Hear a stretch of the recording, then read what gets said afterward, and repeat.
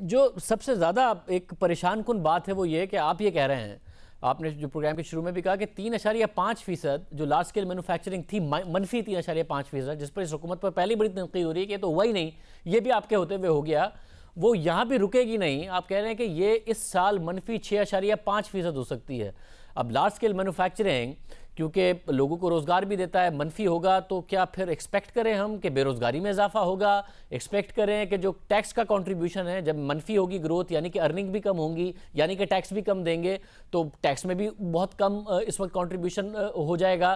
تو یہ تو پھر لارج اسکیل مینوفیکچرنگ کے سینس میں، بے روزگاری کے سینس میں، ٹیکس کی آمدنی کے کو اگر مد نظر رکھیں تو ایک بہت ہی برا سال ہم اس وقت دیکھیں گے.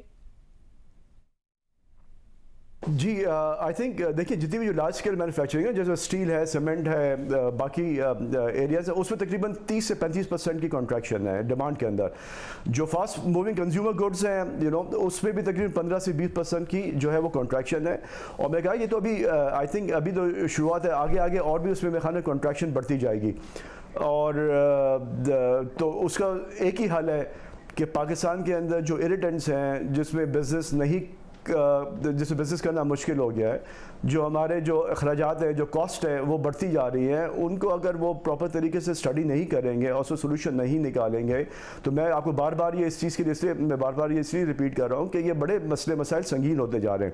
اور اگر اس وقت اگر اس کو ہم اریسٹ نہیں کریں گے تو آگے جا کے آپ کا ٹیکس کلیکشن میں بھی پریشر آئے گا. جو ٹیکس ریونیو کلیکشن میں پریشر آئے گا تو منی بجٹس آئیں گے تو اور کاسٹ بڑھا دی جائے گی، آپ کی کسٹم ڈیوٹیز بڑھا دی جائیں گی. تو یہ حل نہیں ہے. حل یہی ہے کہ آپ ایک ہولسٹکلی ایک اسٹڈی کریں اور اس اسٹڈی کے بعد آپ ایک پالیسی بنائیں. اس پالیسی کے تھرو آپ ایک ڈیسیشن لیں، اور ڈیسیشن آپ نہیں لیں گے اور ڈیسیشن لینے کے بعد اس کی امپلیمنٹیشن نہیں کرائیں گے تو یہ حالات میرے خیال میں آگے جا کے اور بھی اکانومی کے جو ہیں وہ خراب ہوں گے، ٹھیک نہیں ہوں گے.